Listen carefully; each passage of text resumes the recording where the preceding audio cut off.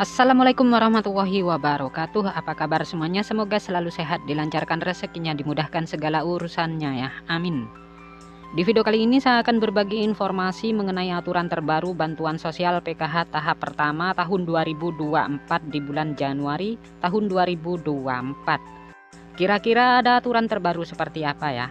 Maka dari itu simak terus videonya sampai selesai agar supaya tidak ketinggalan informasinya.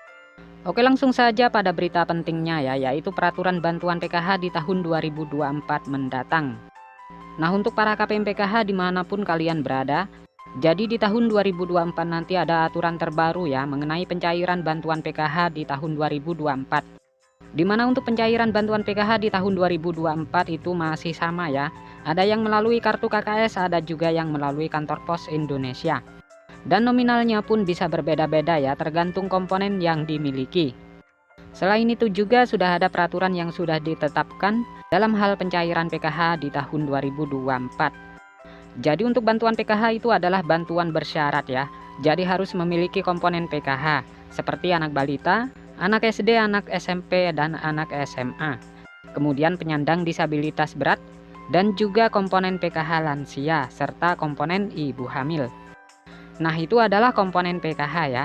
Jadi bukan hanya anak balita atau anak sekolah saja, tetapi ibu hamil pun sama masuk kategori komponen PKH.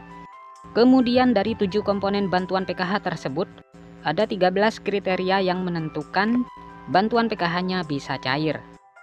Jadi yang pertama peraturannya itu adalah kalian harus terdaftar di dalam DTKS.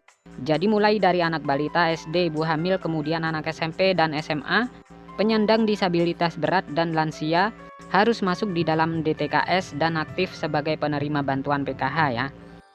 Kemudian peraturan yang kedua, di dalam keluarga maksimal hanya 4 komponen saja yang bisa masuk ke dalam pencairan bantuan PKH. Jadi maksimalnya itu adalah 4 komponen.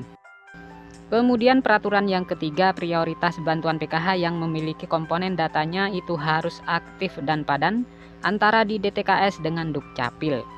Nah, itu adalah yang harus dipatuhi ya, karena bansos itu datanya harus padan dan valid, jadi tidak boleh ada perbedaan. Kemudian peraturan yang kelima, jika kalian terdaftar sebagai penerima bantuan PKH anak sekolah, baik itu SD, SMP maupun SMA, datanya harus terdaftar di aplikasi Dapodik sekolah masing-masing, dan datanya padan dengan DTKS, jadi tidak boleh ada perbedaan.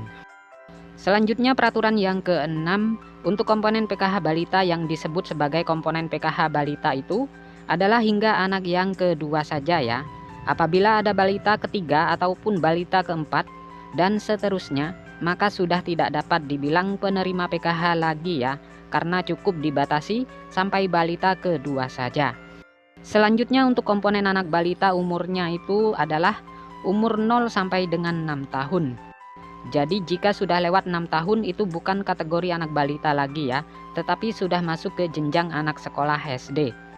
Selanjutnya peraturan yang ke-8 yang dianggap komponen disabilitas itu hingga 4 orang saja ya.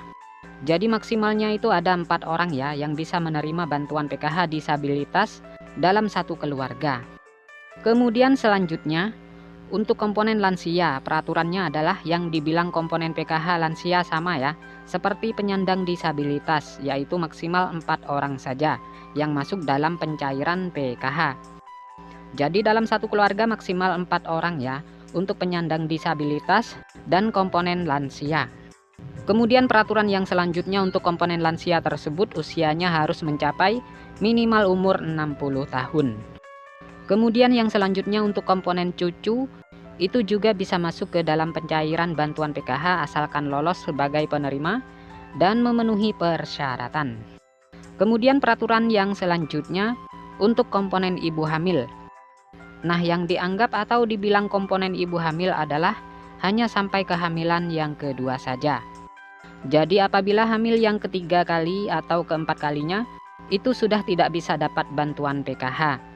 Jadi sudah tidak bisa dihitung komponen PKH lagi. Kemudian peraturan yang terakhir, jika di dalam anggota keluarga memenuhi atau memiliki lebih dari satu komponen, maka yang dianggap penerima bantuan PKH adalah dari nominal yang paling tertinggi dahulu ya. Misalkan ada anak penyandang disabilitas Kemudian juga memiliki anak normal yang bersekolah di jenjang SD. Sedangkan untuk nominal penyandang disabilitas dan anak sekolah SD itu nominalnya berbeda-beda ya. Lebih besar penyandang disabilitas dibanding dengan komponen anak SD. Maka yang masuk komponen PKH adalah komponen disabilitas yang didahulukan.